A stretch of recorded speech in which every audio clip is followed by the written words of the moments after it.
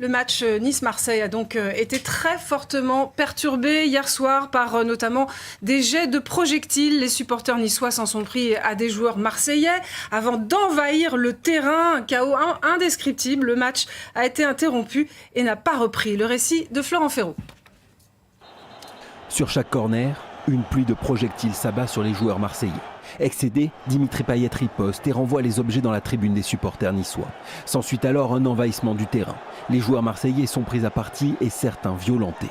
Mais pour le président de l'OGC Nice, le problème ne vient pas de ses supporters. Malheureusement, ce qui a mis le feu aux poudres, c'est la réaction de deux joueurs marseillais de rejeter ces bouteilles ou d'autres bouteilles à travers la tribune de nos supporters. Je déplore et regrette.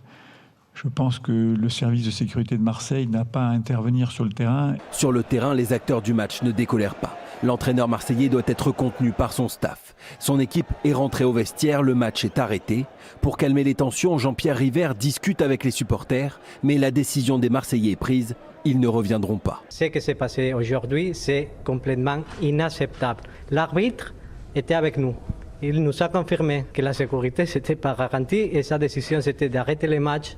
Et la Ligue avait décidé en question d'ordre public, de faire reprendre les matchs. Ce n'est pas acceptable pour nous. Après 1h30 d'interruption, les Niçois reviennent sur le terrain. L'arbitre fait respecter le protocole et constate l'absence des joueurs de l'OM. Coup de sifflet final, match remporté 1-0 par l'OGC Nice.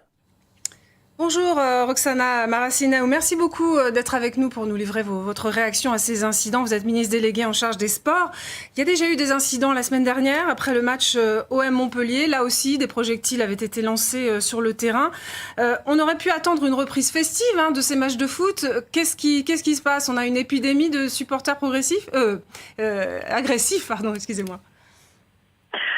Je voulais d'abord dire que le football, ce n'était pas ça, que le sport, ce n'était pas ça. Et les supporters, les amoureux de football et de sport, c'est pas ce qu'on a vu hier soir.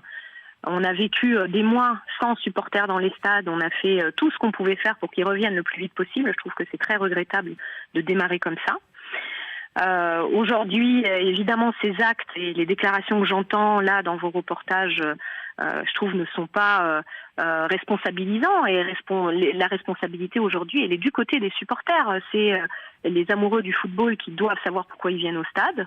Je vois pas pourquoi ils en viennent à jeter des bouteilles pleines d'eau dans la tête des joueurs. Chacun doit rester à sa place. Les supporters, c'est dans les tribunes pour regarder un spectacle sportif.